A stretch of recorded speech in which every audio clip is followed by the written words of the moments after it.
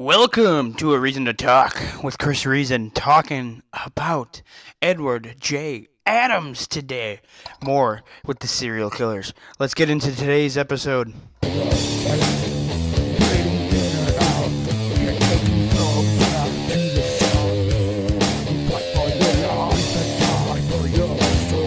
This is A Reason to Talk with Chris Reason.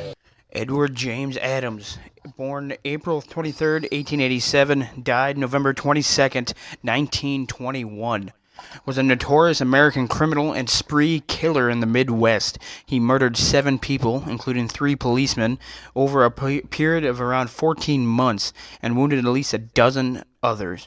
At age 34, Adams was surrounded and then killed by police in Wichita, Kansas. Edward James Eddie Adams was born in 1887 at a farm in Hutchinson, Kansas as William Joseph Wallace. His father died when he was young, and his mother remarried. He had a strong disdain for his stepfather, as well as for physical labor. He learned the barber trade and moved to Wichita in the early 20th century. There he met John Callahan, quickly became involved in bootlegging, petty robberies, and car theft. Adams was handsome and charismatic and attracted many women and hangers-on. His wife left him after growing weary of his illegal activities and infidelities.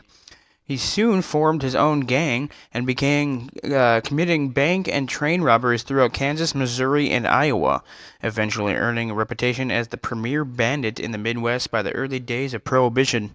In 1920, through Callahan, Adams formed a partnership with outlaw brothers Ray and Walter Majors, and on September 5th, attempted a daylight robbery against a notorious Kansas City gambling den on Grand Avenue, owned by Harriet Trustell. However, a shootout between the bandits and tough employees of the illegal casino resulted in the death of a gambler and gunman, Frank Gardner, and the eventual capture of the gang by police. Adams was sentenced to life imprisonment in February 1921. The Majors brothers received lesser sentences by agreeing to plead guilty to robbery and were both sentenced to 5 years imprisonment. Both brothers eventually died in prison. A third Majors brother involved in the botched robbery attempt, Dudley, escaped from the scene, only to be later arrested and serve time in Delaware.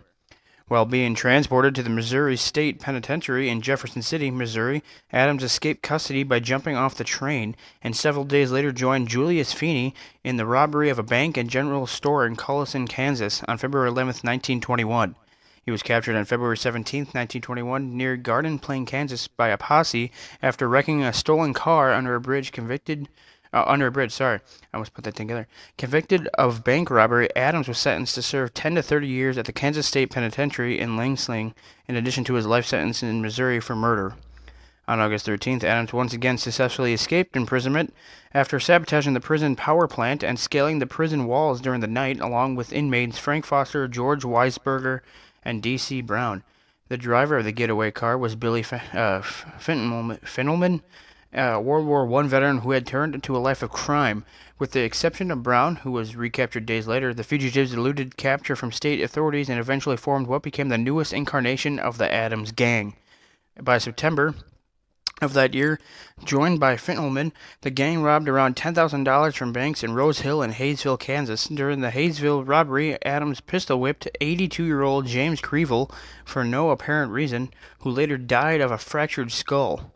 On October 8th, police attempted to trap the gang near Anole, Kansas, but the gang managed to escape after a gunfight that left Deputy Benjamin Fisher wounded.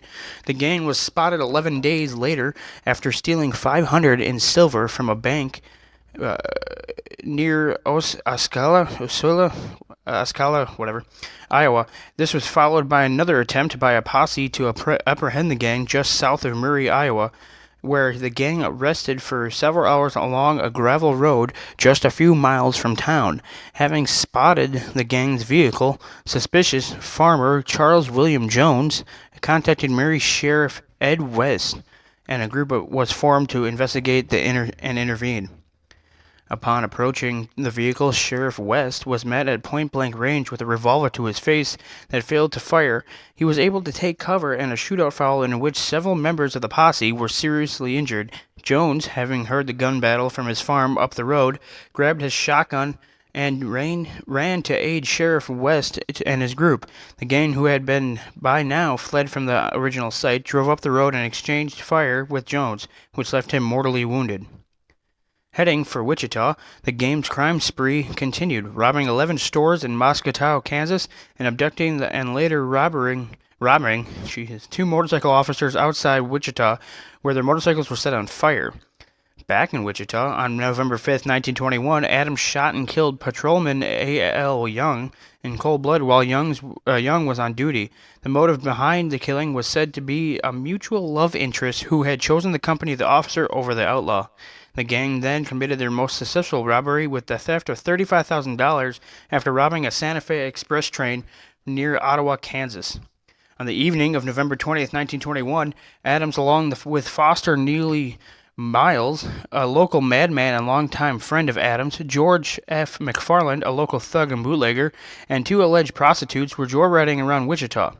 Another car carrying Fiddleman, his wife, Weisberger, Petey Orcutt, and 2 unnamed ladies followed at high speeds. 2 motorcycle policemen pulled over the vehicle carrying Adams, and a gunshot came from the vehicle.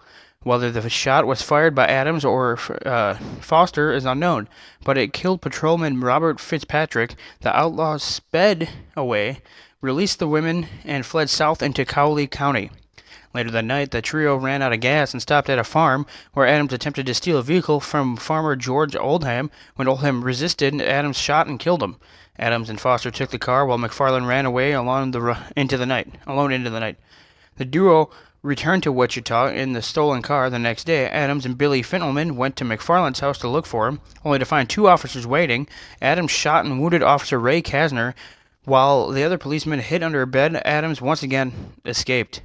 Adams hid out until the funeral of fallen officer Fitzpatrick on November 22nd, at which he assumed the bulk of the police force would be present.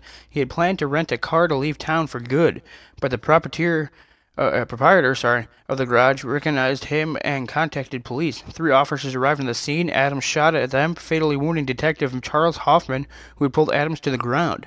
Officer Charles Bowman, who was also hit by gunfire, D.C. Stuckey, hiding behind a pillar, shot Adams 3 times and killed him. Eddie Adams' body was publicly displayed in the city undertaking parlor in a grisly celebration of the end of a reign of terror. More than 9,000 people viewed the slain outlaw. In the end, 18 people were arrested as accomplices and hangers-on of Adams. 4 were sent to the Kansas State Penitentiary, including Frank Foster, who was sentenced to remain there for life. A little bit shorter episode today, but I just wanted to go back to something I said in here about how his body was publicly displayed in the city undertaking parlor in a celebration to the end of a reign of terror. Now, if people did that today, where you have people that are thefts, murderers, whatever, and they put their dead body on display, would people show up? I mean, that'd be pretty cool, but also fucking eerie as shit. Like, I don't know if I would show up. I mean, I probably would. I'd be like, well, this is fucking awkward. But like, I just think about that now. Like, I would probably go there, but it'd be like, what the fuck is this?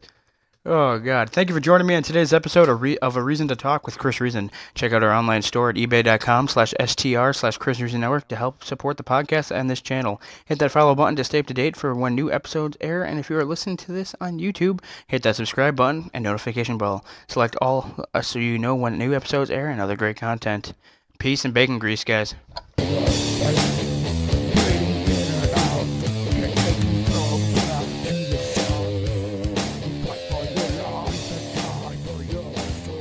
This is A Reason to Talk.